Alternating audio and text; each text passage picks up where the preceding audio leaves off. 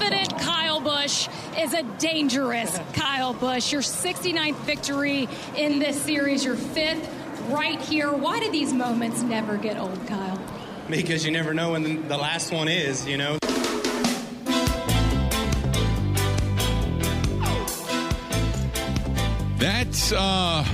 That's eerie. That was from Saturday.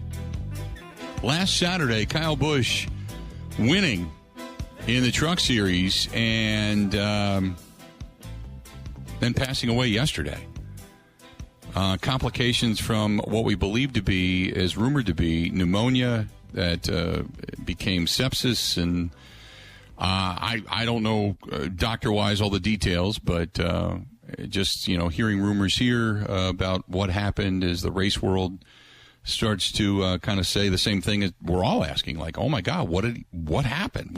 He just won a race. He just had pictures of his kids and celebrating birthdays, and the next thing you know, he's passed away. And so that's a lot of the chatter here. We bring in now our race guy, Steve Zautke, from the Traction Reaction podcast, who's joining us from down in Indianapolis, where not only are they going to be running this weekend, but you've got a female driver, that is going to be running both the Indianapolis 500, the Coca-Cola 600.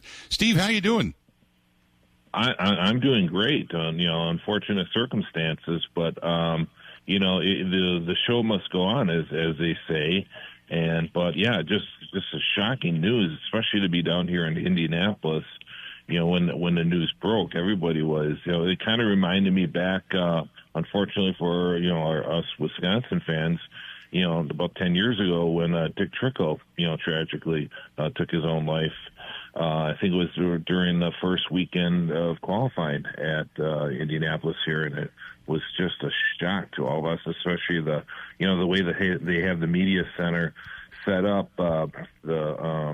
A lot of the Wisconsin guys are in the same row, so we're all kind of together and that, and we got the Athletic right in front of us, and other people all around and that, and just chit-chatting amongst ourselves. It's just shocking news, and and everybody I heard you talking before the causes and that.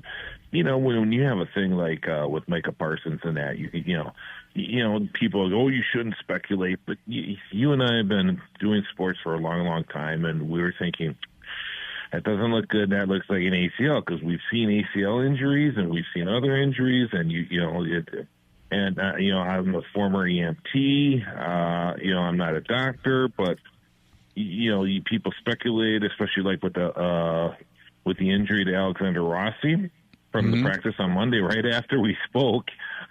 He said, look out for Pat O'Ward and Alexander Rossi. And then a half hour after we speak on the air here, they're involved in an accident. But, Rossi, there's some speculation. It's been done before. Guys can drive, especially with the, in the old days, they put you in a cast. But now with everything they can do with braces and whatnot, and that's what he has on his foot, he'll be able to race on Monday. But the thing with Kyle Busch, it doesn't make sense. I mean, we know he was sick, but then he's better, and then he wins a truck race on Saturday. Okay, so he rebounded from that, because there was a lot of people that were kind of giving each other the stink eye when we heard, hey, I need a shot after the race, after the Watkins Glen race. Well, he's back racing the next next weekend over, he's fine. And now you got the situation where he's in a simulator and he just drops over and he's unresponsive. I mean, and so fast too. So if they're, that's what I was thinking initially, was maybe some type of sepsis. The people, it's rare, but people have died from sinus infections. But and we all know what happened, especially us older guys, the Jim Henson thing with the Muppets. We were shocked when he died, because he was just sick, turned into pneumonia, but it was a gradual thing. The thing with the Kyle Busch thing that is so perplexing, it's so fast. Okay, we know he was sick, he rebounded, he comes back, he travels. I mean, if you're not feeling good, you're not going to go to a racing simulator. You're going to say, you know what, I'm going to take the day off. I need to get ready for Charlotte this weekend. Right. So obviously for him, he must have been feeling, okay, no, I'm okay. I can go to the simulator, and something happened. So, yeah, this is a strange one. I have no idea what happened to him at this point. It's really it's a head scratcher.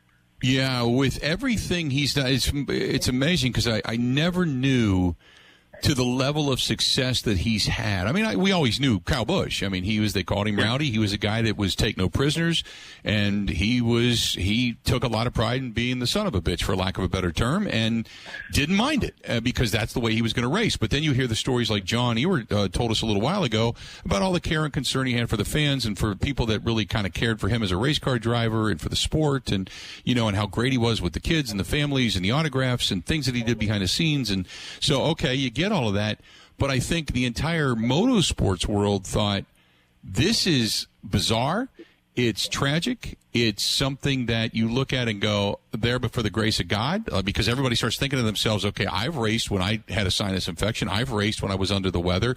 We've seen some of the greatest games of all time, Michael Jordan sick, throwing up on his, and then he comes in and play, and you think, okay, this guy had a sinus infection that turned into pneumonia. Pneumonia doesn't kill you, he's got great doctors, he should be good.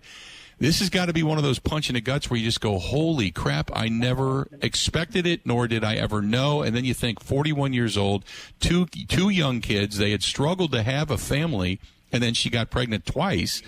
And now the whole, racing world, for lack of, not just NASCAR, but the racing world is kind of like, wow, there but for the grace of God, right?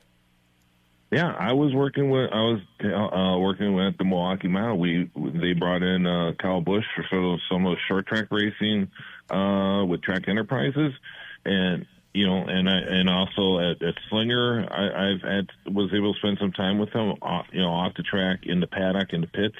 Perfect gentleman, very professional. Anything that we asked of him, he did. There was no pushback. Awesome. And I'm sure, John said the same thing as you mentioned before.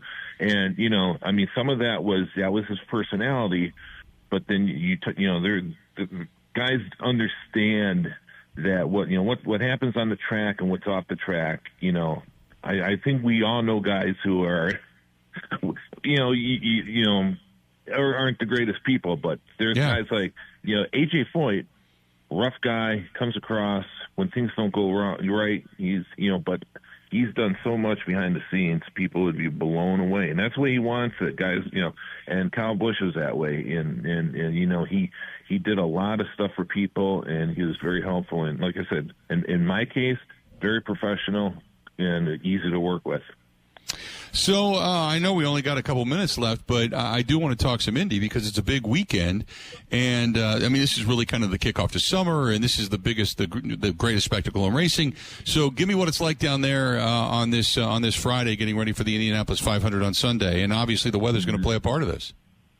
Carb Day has become a huge thing. It's actually become pretty much the number 2 event down here behind the Indianapolis 500. The Friday Carb Day.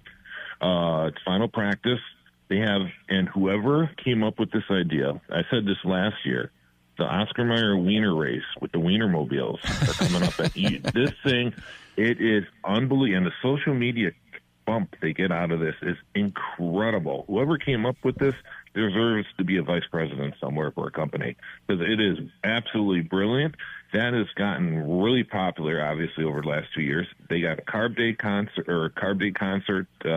One of them is the name escapes me. Counting Crows is one of the bands, and then there's another band, and that's huge. They're going to have, I would say, right now there's anywhere from 75 to 100,000 people here on the grounds. Wow, that's crazy. It took me half an hour just to get into the speedway today. From the neighborhood to the west of here, it was just crazy. Almost, it wasn't obvious. It's not a race day crowd, but I mean, you're getting 100,000 people in here, and it's if you looked at it, the final practice that just concluded, there's people in the stands, but there's even more in the infield here. So, but yeah, Joseph Newgarden, quickest. Overall speed, it was Newgarden, Christian Rasmussen, Malukas, Connor Daly, and Takuma Sato where your fast guys. But the one that's interesting is the non-tow times, which are the guys going out. If you got 33 cars and cars come in and out, so there's a lot of traffic out there. But these guys were the quickest without help. Were Scott McLaughlin, Alex Palou, Rinus VK, and Alexander Rossi.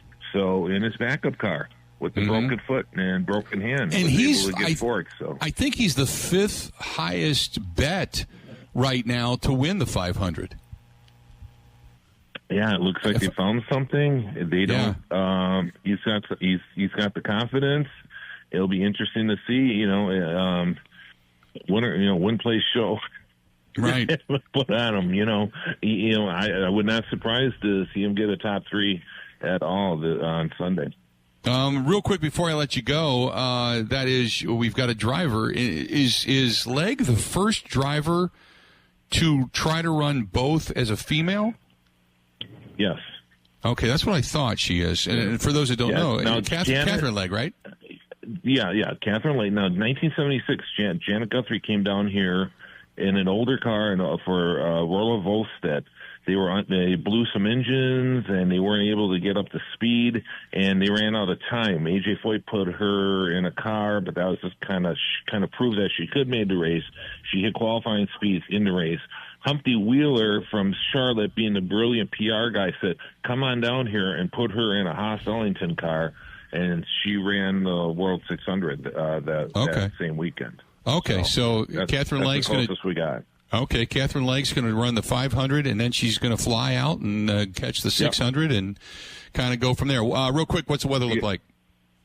It should be fine. Rain in the and the same here. Rain is supposed to hit here about 3 o'clock, and afternoon showers are expected here on Sunday, so they should be able to get the race in. Good stuff. It should not be a washout.